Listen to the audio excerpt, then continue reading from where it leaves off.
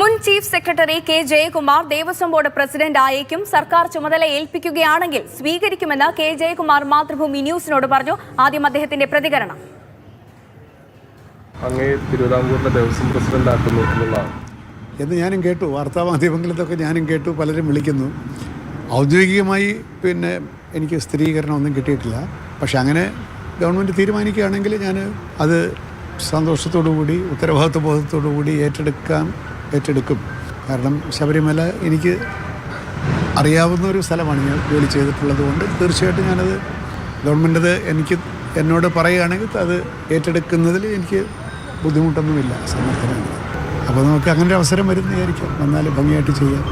ഇതിനു മുമ്പ് ഞാൻ നടത്തിയ സമയത്തൊക്കെ ഒരു പിൽഗ്രിം സാറ്റിസ്ഫാക്ഷൻ, അതാണ് നമ്മൾ എയിം ചെയ്യേണ്ടത് എനിക്ക് തോന്നുന്നു. വന്നു പോകുന്ന തീർത്ഥാടകൻ സന്തോഷമായിട്ട് പോകണം.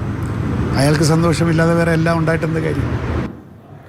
വിവരങ്ങളുമായി ആർ അനന്തകൃഷ്ണനും MS ലിഷോയും നമുക്കൊപ്പം ചേർന്നുണ്ട്. ആദ്യം അനന്തകൃഷ്ണനിലേക്കാണ്. ആനന്ദൻ, കെ ജയകുമാർ എന്ന് പറയുമ്പോൾ മുൻപും ശബരിമലയിൽ ചുമതലകൾ വഹിച്ചിട്ടുള്ള ഒരാളാണ്. അതോടൊപ്പം തന്നെ സർക്കാരിന്റെ ഏറ്റവും വലിയൊരു ആവശ്യമെന്ന് പറയുന്നത് സർവ്വസമ്മതനായ ഒരാളെ കൊണ്ടുവന്നാൽ മാത്രമേ നിലവിലെ വിവാദങ്ങൾക്ക് അല്പമെങ്കിലും ഒരു അയവ് കൊണ്ടുവരാൻ സാധിക്കുകയുള്ളൂ. കെ ജയകുമാർ എന്ന് പറയുമ്പോൾ പ്രതിപക്ഷവും അംഗീകരിക്കുന്ന ഒരാൾ കൂടിയാണ്. അതുകൊണ്ടായിരിക്കുമോ കെ ജയകുമാർ എന്ന പേരിലേക്ക് സർക്കാർ എത്തുന്നത്? സന്ധ്യ, നിരവധി പേരുകൾ ചർച്ച ചെയ്ത ശേഷം ഏറ്റവും ഒടുവിൽ CPM സംസ്ഥാന secretariat Thiruvithamkoor Devaswom board president സ്ഥാനത്തേക്ക് മുന്നോട്ട് വെച്ചിരിക്കുന്ന പേര് കെ ജയകുമാർ IAS-ൻ്റേതാണ്. കെ ജയകുമാർ IAS-ൻ്റെ കാര്യത്തിൽ ഒരു സമവായം പാർട്ടിക്കുള്ളിൽ ഉണ്ടായിട്ടുണ്ട് എന്നാണ് ഇപ്പോൾ പുറത്തുവരുന്ന വാർത്തകൾ. ഏതായാലും മുഖ്യമന്ത്രി വിദേശത്താണ്. മുഖ്യമന്ത്രി നാളെ തിരിച്ചെത്തും. മുഖ്യമന്ത്രി എത്തിയ ശേഷം ഇതിലൊരു അന്തിമ തീരുമാനം ഉണ്ടാകും എന്നാണ് നമുക്ക് അറിയാൻ കഴിയുന്നത്. CPM ഇപ്പോൾ ഏറ്റവും ഒടുവിൽ എത്തി നിൽക്കുന്ന പേര് ജയകുമാറിൻ്റെ പേരാണ്.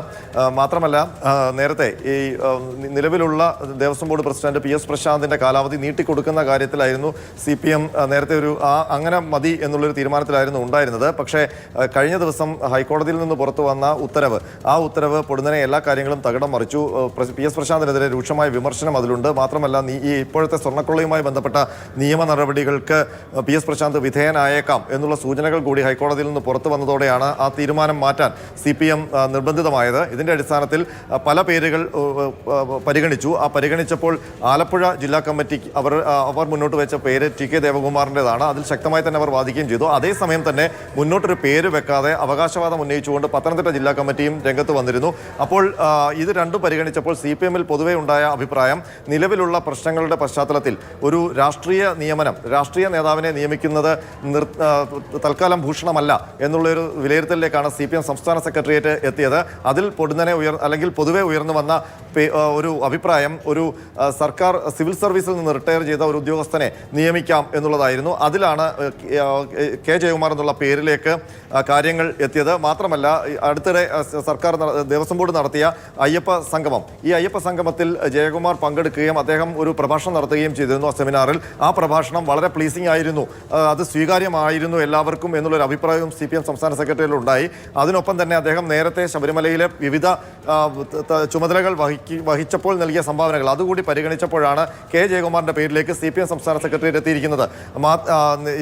കെ ജയകുമാർ ഇപ്പോൾ അദ്ദേഹത്തിൻ്റെ പേര് പുറത്തു വന്നപ്പോൾ തന്നെ സമൂഹ മാധ്യമങ്ങളിലടക്കം വിവിധ രാഷ്ട്രീയ കക്ഷികളിലുള്ളവർ ആ പേര് സ്വീകാര്യമാണെന്ന അഭിപ്രായം പ്രകടിപ്പിച്ചു കഴിഞ്ഞു. അതുതന്നെയാണ് ഈ പേര് മുന്നോട്ട് വെക്കുന്നതിലുള്ള CPM-ൻ്റെ രാഷ്ട്രീയ വിജയം എന്ന് പറയുന്നത്. ഏതായാലും ജയകുമാറിനെ സംബന്ധിച്ചിടത്തോളം അദ്ദേഹം മുൻ ചീഫ് സെക്രട്ടറിയാണ്, മലയാളം സർവകലാശാല വൈസ് ചാൻസലർ ആണ്, ഇപ്പോൾ IMG ഡയറക്ടറാണ്. അതിലെല്ലാം ഉപരി ശബരിമലയുടെ ഉന്നതാധികാര സമിതി ചെയർമാനായിട്ടും അത് ഒരു പ്രതിസന്ധി ഘട്ടത്തിൽ ശബരിമലയിൽ ആ ചുമതലയുമായി അദ്ദേഹം വരികയും ചെയ്തു. ചീഫ് കമ്മീഷണറായിട്ട് അദ്ദേഹം ശബരിമലയുടെ ചുമതലയിൽ ഇരുന്നിട്ടുണ്ട് സർവീസിലുള്ള കാലം. അപ്പോൾ ശബരിമലയുമായി ബന്ധപ്പെട്ട എല്ലാ കാര്യങ്ങളും അറിയാവുന്ന ഒരു മുൻ ഉദ്യോഗസ്ഥൻ കൂടിയാണ് കെ ജയകുമാർ. അതുകൊണ്ട് തന്നെ അദ്ദേഹത്തെ തിരുവിതാംകൂർ ദേവസ്വം ബോർഡ് പ്രസിഡന്റ് ആക്കുമ്പോൾ അത് സർക്കാരിന് ഇപ്പോൾ ഉണ്ടായിരിക്കുന്ന പല ക്ഷേമങ്ങളും. എന്തായാലും കെ ജയകുമാർ തന്നെ ദേവസ്വം ബോർഡ് പ്രസിഡന്റ് ആകാനാണ് സാധ്യത. അതിന്റെ ഔദ്യോഗിക പ്രഖ്യാപനം നാളെയാണ് ഉണ്ടാവുക. MS ലിഷോയ് കൂടി നമുക്കൊപ്പം ചേർന്നുണ്ട്. ലിഷോയ്, സർവ്വസമ്മതനായ ഒരാളെ നിർത്താനാണ് CPM ശ്രമിക്കുന്നത്. അതുകൊണ്ട് തന്നെ ജയകുമാറിന്റെ പേരിലേക്ക് എത്തിയിരിക്കുന്നു എന്നൊരു സൂചന വരുന്നു.